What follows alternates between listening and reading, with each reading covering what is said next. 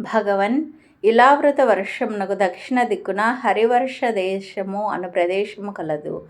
అచట నృసింహస్వామి రూపమున పరమశాంతుడవై తెల్లని ఆకారముతో నీవు విరాజిల్లుచుందువు.